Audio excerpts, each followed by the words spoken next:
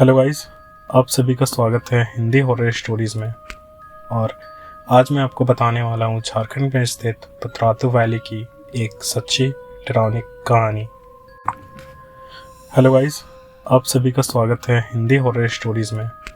और आज मैं आपको बताने वाला हूँ झारखंड में स्थित पतरातू वैली की एक सच्ची डरावनी कहानी।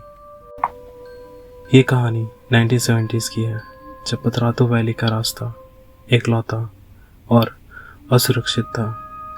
पतरातू के पास एक छोटी सी गांव में एक औरत थी, मीरा देवी। मीरा का पति और बच्चा एक हादसे में मर गए थे और वो अकेले हो गई थी। उसी गम में उसने अपने घर छोड़ दिया और पतरातू वैली के एक डरावने मोड़ पर अपने आप को ख़त्म कर लिया। तभी से लोग कहते हैं कि मीरा की आत्मा उस मोड़ पर भटकती रहती है और वो वहाँ से गुजरते लोगों को अपना शिकार बनाती है। एक दिन देव और रानी, एक नए शादीशुदा जोड़ा, अपने हनीमून पर जा रहे थे। उन्होंने रात को वैली के रास्ते से निकलने का फैसला किया, पर उसके बारे में कुछ नहीं सोचा। रात के 12 बजे के करीब जब मोड़ पर वो पहुंचे, उन्होंने देखा एक औरत सफ़ेद साड़ी में सड़क के किनारे खड़ी है, उन्हें हाथ दिखाते हुए।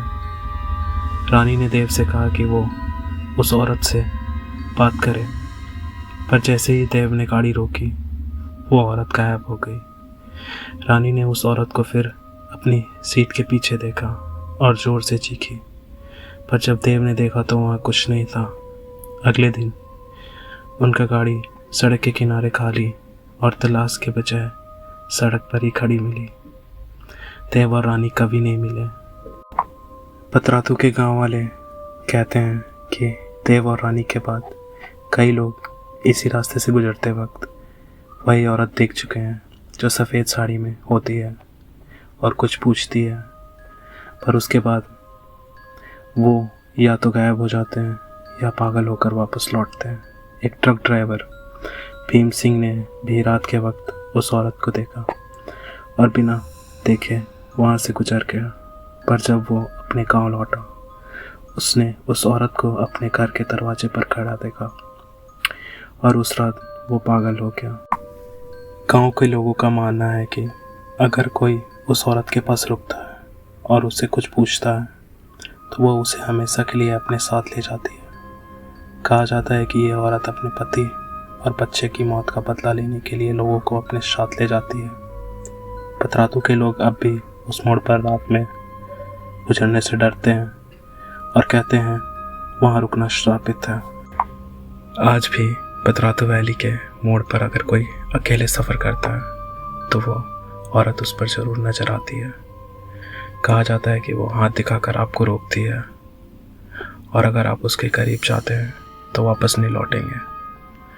पतरातू के मोड़ पर वो एक प्राचीन श्राप की तरह है, जो सिर्फ अपने साथ और लोगों को खींचता है। ये कहानी पतरातू वैली के डर को अब भी चिंता रखती है और लोग वहाँ से गुजरते वक्त अपने आप को संभालते हैं। शायद मेरे व्यूअर्स भी इस कहानी को सुन के पतरातू वैली के मोड़ के पास से गुजरते वक्त अपनी सांसें रोक लें और उस भयानक मोड़ के पीछे का सच महसूस कर पाएं। सो आई होप गाइस आप लोगों को ये स्टोरी अच्छी लगे। मैंने ये स्टोरी बहुत ही मुश्किल से मेरे एक दोस्त से पूछी थी, तो थैंक यू सो मच। अगर आप लोगों को अच्छा लगे तो आप सब्सक्राइब करें और आप अपनी और स्टोरीज़ भी मुझे भेज सकते हैं। मैं उन सबको अपने चैनल पे बताऊंगा। Thank you so much.